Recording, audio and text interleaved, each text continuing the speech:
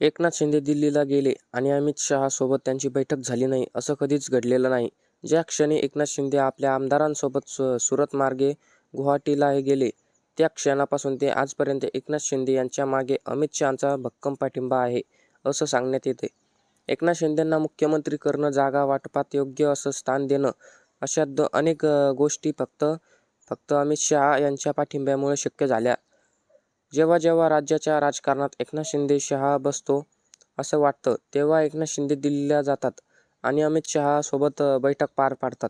महानगरपालिकेच्या निवडणुकांपूर्वी देखील पक्षप्रवेशाचा वाद थेट दिल्ली दरबारी एकनाथ शिंदे पोहोचवला होता. थोडक्यात दिल्लीचा दौरा म्हणजे अमित शहांचं बळ हे समीकरण जोडलं गेलं होतं. आता आपण हे होतं असं का म्हणतोय, तर गेल्या सलग 2 दौऱ्यांमध्ये अमित शहा आणि एकनाथ शिंदेंची बैठकच झालेली नाही. अमित शहा एकनाथ शिंदेंना टाळू लागल्याची चर्चा दिल्ली वर्तुळात होत आहे. एकनाथ शिंदे ऑपरेशन टायगर करणार होते, पण त्याला देखील ब्रेक लागला. हा ब्रेक देखील भाजपच्या वरिष्ठांनीच लावल्याचं सांगण्यात येतंय. एकनाथ शिंदेंचे पंख छाटण्याचा कार्यक्रम सुरू असल्याचं अनेकदा बोललं गेलं, पण अमित शहांचा शिंदेंना असणारा पाठिंबा देखील आजवर दिसून आलाय.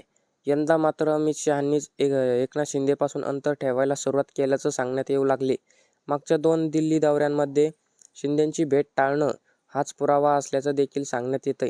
अर्थात असं नेमकं का होतंय? भाजपसाठी एकनाथ शिंदेंची गरज संपली आहे की शिंदेंनीच आपल्या हट्टामुळे स्वतःला परिस्थितीत आणलेलं आहे? समजून घेऊया या आजच्या व्हिडिओमधून.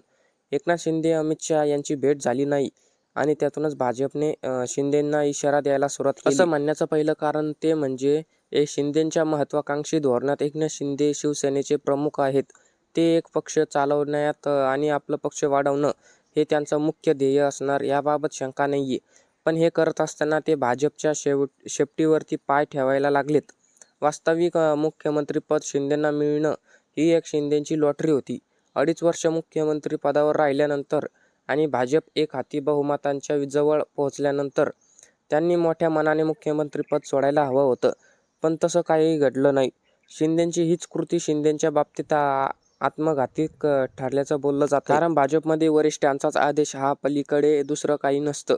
राज्यामध्ये शिंदे बंड झाल्यावर फडणवीसांनी वरिष्ठांचा आदेश मान्य करत तात्काळ उपमुख्यमंत्री पदाची शपथ घेतली होती. शिंदेंना मात्र पुन्हा होणं अपमान वाटला.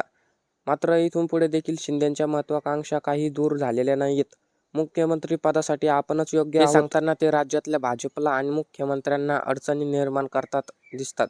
अगदी मुंबई महानगरपालिकेच्या निवडणुकीच्या निकालानंतर देखील भाजपला बहुमतासाठी आपली गरज आहे हे ओळखूनच त्यांनी आपल्या नगरसेवकांना हॉटेलमध्ये ठेवलं होतं.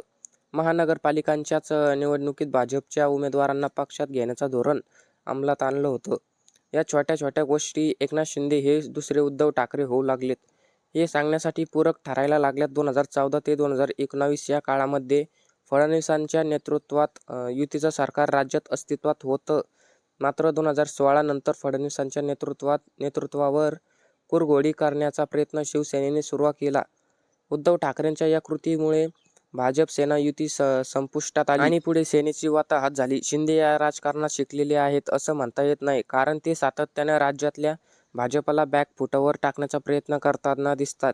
उपमुख्यमंत्री होण्यासाठी लावलेला विलंब, महानगरपालिकेने दरम्यान घडून आणलेला प्रवेश, जरांगे पाटलांचं मुंबई आंदोलन, सातारा जिल्हा परिषदेत भाजपसोबत घेतलेला पंगा, हे अगदी कालपुरते मिसिंग लिंकच्या उद्घाटनापूर्वीच भेट देऊन क्रेडिट आपल्याकडे ठेवण्याचे केलेले प्रयत्न, या सगळ्या गोष्टी एकनाथ शिंदे उद्धव ठाकरेंच्या मार्गाने जायला लागलेत हे सांगण्यासाठी पूरक ठरतात दिसू लागलेले आहोत. साहजिकच या कृतीमुळेच पक्ष आणि पक्ष संघटना प्रथम ठेवणाऱ्या भाजप हायकमांडला शिंदे सेने आता अडचणीत ठरू लागलेत असं म्हणता येतंय. एकनाथ शिंदे आणि अमित शहा यांची भेट झाली नाही आणि त्यातूनच भाजपला शिंदेंना इशारा द्यायला सुरुवात केली असं म्हणण्याचं दुसरं कारण दिसतंय ते म्हणजे मराठा पॉलिटिकल्स आणि अजित पवारांच्या पक्षामध्ये शिंदेचे आक्रमक राजकारण. राज्याच्या राजकारणात 2 प्रमुख मोठे नेते होते, एक अजित पवार आणि दुसरे एकनाथ शिंदे. या दोन्ही नेत्यांकडे आपल्याला पक्षांच्या नेतृत्व आलेलं होतं. राज्याचं मराठा केंद्रीय राजकारण पाहता या दोन्ही नेत्यांमध्ये मोठ्या प्रमाणात मराठा मनी आणि मसल पॉवर विभागली गेली होती. अशातच अजित पवारांचं अचानक निधन झालं आणि राष्ट्रवादीच्या अजित पवार गट मोठी पोकळी निर्माण झाली. ही पोकळी फक्त अजित पवार गटातच किंवा राष्ट्रवादीतच झाली नाही, असं म्हणता येत नाही.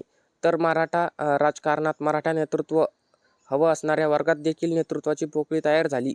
असं असलं तरी अजित पवारांच्या पक्षातच महायुतीमध्ये एक बैठक झाल्याचं सांगण्यात येतंय. ज्यामध्ये अजित पवारांच्या पक्षात त्यांच्या पक्षातले नेते आणि कार्यकर्ते फोडण्याचा प्रयत्न भाजप आणि शिंदे सेनेसोबत करू नये असा नियमच करण्यात आला. अजितदादांची महायुतीत येथे साथ दिली होती. त्यांच्या पक्षामध्ये त्यांचा पक्ष फोडून विभागून घेतला असं नॅरेटिव्ह प्रस्थापित होऊ नये म्हणून भाजपला वरिष्ठांनीच हा नियम आखून घेतला. अर्थातच हा निर्णय फडणवीस आणि अमित शहा अशा वरिष्ठ पातळीवरती घेण्यात आला होता. पण एकनाथ शिंदेंनी मात्र या गोष्टीला तिलांजली दिल्याचं दिसत. अजित पवारांच्या पश्चात कशा प्रकारे राष्ट्रवादीतल्या नेत्यांना आपल्याकडे खेचून घेता येईल यासाठी ते विशेष प्रयत्न करू लागल्याचं दिसू लागलं. आनंद परांजपे यांसारख्या नेत्यांना याची सुरुवात थेटपणे करण्यात आली आणि सातारा जिल्हा परिषदेच्या निमित्ताने मकरंद पाटलांना देखील बळ देण्यात आलं. अगदी काल परवापर्यंतच संजय शिरसाटांसारखे नेते तर उघडपणे राष्ट्रवादीवर आपल्या पक्षांचा डोळा आहे असं थेटपणे सांगायला लागले. देवेंद्र फडणवीस असू देत किंवा मग अमित शहा असू देत, या दोन्ही नेत्यांनाच अजित पवारांच्या पक्षामध्ये दादांचा पक्ष फोडू नये याबाबत एका वाक्यात आहे. मात्र एकनाथ शिंदे यांनी आक्रमकपणे दादांच्या राजकारणाची स्पेस घ्यायला लागलेले दिसले. अमित शहांच्या आदेशाला त्यांनी केराची टोपली दाखवल्याचं दिसू येऊ लागलेलं आहे. अर्थातच यामुळे जे होणार होतं तेच होताना दिसू लागलेलं आहे. एकनाथ शिंदे अमित शहा यांची भेट झाली नाही आणि त्यातच भाजप शिंदेंना इशारा द्यायला सुरुवात केली. याचं म्हणणं तिसरं कारण आहे ते म्हणजे भाजप हायकमांडने फडणवीसांचे स्वीकारलेले नेतृत्व. अनेक वेळा फडणवीसांच्या दिल्लीत जाण्याच्या चर्चा झाल्या आहेत. 2019 मध्ये राज्यामध्ये महाविकास आघाडीचे सरकार स्थापन झाल्यावर देवेंद्र फडणवीस आता दिल्लीला जातील असं बोललं गेलं. एकनाथ शिंदे उपमुख्यमंत्री पदावर विराजमान होताच फडणवीस दिल्लीला जातील अशा चर्चा पुन्हा सुरू झाल्या.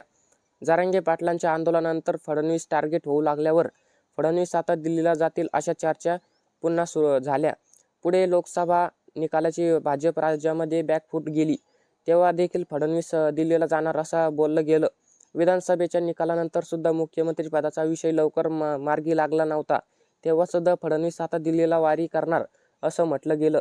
पण या सगळ्या चर्चा संपुष्टात आणण्यात फडणवीसांनी महाराष्ट्र आपलं नेतृत्व सिद्ध केलं.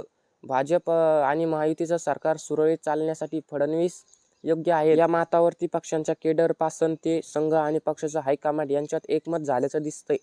पर्यायानं फडणवीसांना आता कोणत्याही पद्धतीने अडथळे निर्माण होणार नाहीत हे हायकमांडचे धोरण राहिल्याचं दिसून लागलेलं आहे. अगदी मागच्या वर्षीचं उदाहरण घ्यायचं झालं तर जरांगे पाटलांनी मुंबईमध्ये न भूतो न भविष्यती असं आंदोलन उभा केलेलं. इतक्या मोठ्या प्रमाणात मराठा समाज रस्त्यावर उतरल्या. फडणवीसांनी खुर्ची सोडावी लागली अशा चर्चा सुरू करण्यात आल्या होत्या. याच दरम्यान अमित शहाचा दौरा होता. इथे अमित शहांना जो कानमंत्र फडणवीसांनी द्यायचा होता तो त्यांनी दिला. पर्यायाने एकनाथ शिंदे बॅकफूटवर गेले आणि आंदोलन संपुष्टात आलं.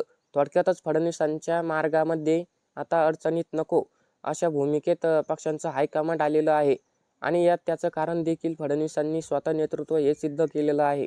लोकसभेत बॅकफूटवर गेलेल्या पक्षाला विधानसभेत विक्रमी बहुमतात आणण्याची कामगिरी फडणवीसांनी करून दाखवली आहे.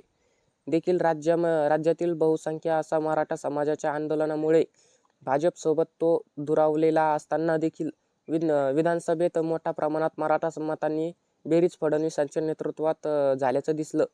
पॉलिटिकल मॅटेरियलमध्ये फडणवीसांनी स्वतःला सिद्ध केल्याचं शिंदे हा पर्याय नाहीत या मतावरती हायकमांड आल्याचं दिसून अर्थात देखील ते शिंदेकडून नेतृत्वाला त्रास देण्याचा कार्यक्रम होता.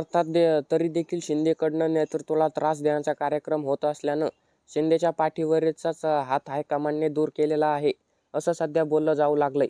तुम्हाला काय वाटतं? एकनाथ शिंदेची सलग 2 वेळा भेट नाकारून पक्षाच्या हायकमांडनं एकनाथ शिंदेंना फक्त इशारा देण्याचं काम केलंय की यावेळी थेट कार्यक्रम होईल असं सूचित केलंय? या बाबतीत तुमचं मत काय कमेंट करून नक्की सांगा. आणि असेच माहितीपूर्ण व्हिडिओ बघण्यासाठी आपल्या महाराष्ट्राची बातमी या यूट्यूब चॅनलला सबस्क्राईब करा. धन्यवाद.